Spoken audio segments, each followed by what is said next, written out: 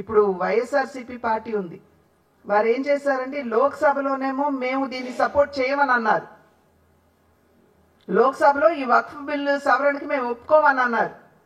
కానీ రాజ్యసభలో ఏం చేశారండి, విప్ ఇచ్చి అందరినీ కూర్చోబెట్టి ఈ బిల్లుని సమర్థించారు.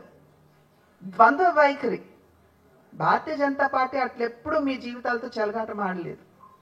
నిజమైనటువంటి సంక్షేమాన్ని మీకు అందించాలి అనేటువంటి విషయానికి కట్టుబడి ఉన్నది అని చెప్పి మీ మాధ్యమంగా అందరికీ 16,000 కోట్ల రూపాయల మేరకు ఆదాయం వచ్చే అవకాశం ఉన్నది అని సచ్చర్ కమిటీ రిపోర్ట్లో క్లియర్గా అక్కడ స్పష్టంగా ఆయన తెలియజేసినటువంటి విషయం. 16,000 కోట్లు ఎక్కడ? ఏది రాజేంద్ర సచ్చర్ కమిటీ రిపోర్ట్ ఎప్పుడండి? ఒక 10 సంవత్సరాలు అవుతుందా? 10 సంవత్సరాల క్రితం. 16,000 కోట్లు 10 సంవత్సరాల క్రితం ఎక్కడ? 163 కోట్లు ఆదాయం ఎక్కడ?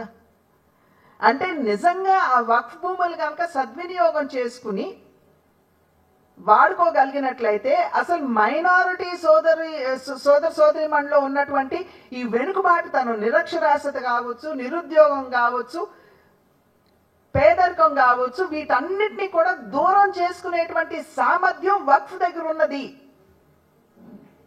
కానీ సద్వినియోగం చేసుకోవట్లా.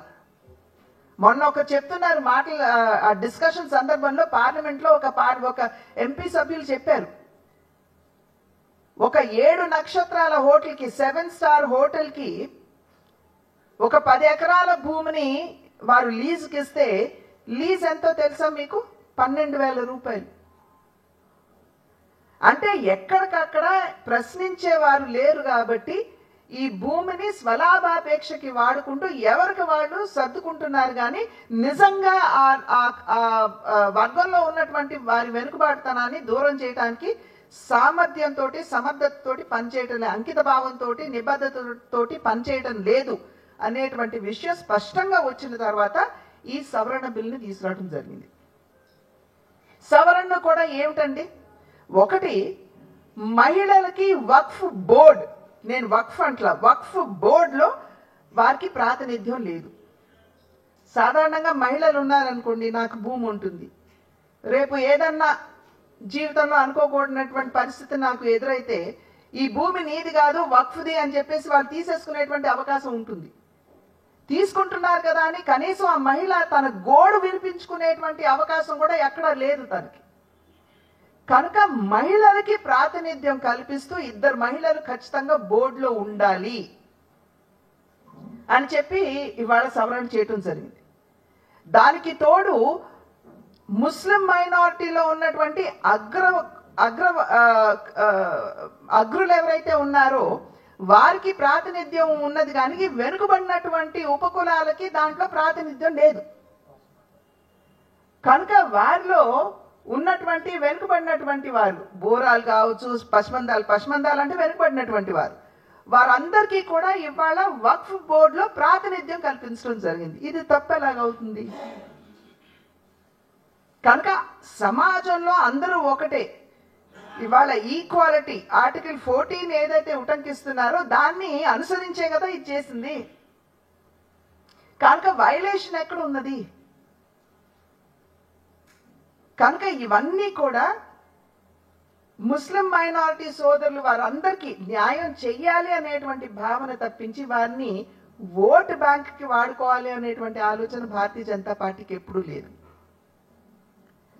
ఆది నుండి కూడా వారి వెనుకబాటుతనాన్ని గుర్తించి అన్ని విధాలా కూడా వారి సహకారాన్ని కేంద్ర ప్రభుత్వం నరేంద్ర మోడీ గారి నాయకత్వంలో అందిస్తూనే వస్తుంది. కనుక ఇవాళ మీ మాధ్యమంగా రాష్ట్రంలో ఉన్నటువంటి మైనారిటీ సోదరీమణులందరికీ కూడా మేము చేస్తున్నటువంటి విజ్ఞప్తి, దయ ఉంచి ఇంతవరకు కూడా మీ జీవితాలతోటి రాజకీయ లబ్ధి కోసం చెలగాటవాడినటువంటి పార్టీలు ఉన్నాయి. ఇవాళ నిజంగా మీకు అభివృద్ధిని అందించాలి, సంక్షేమాన్ని అందించాలి అనేటువంటి విషయానికి కట్టుబడినటువంటి భారతీయ జనతా పార్టీ ఉన్నది. భారతీయ జనతా పార్టీ ఎప్పుడూ మీకు వ్యతిరేకం కాదు. మీ మంచిని, మీ సంక్షేమాన్ని ఆకాంక్షిస్తూ మిమ్మల్ని ముందుకు ఏ విధంగా తీసుకువెళ్ళాలి అని ఆలోచించేటువంటి పార్టీ.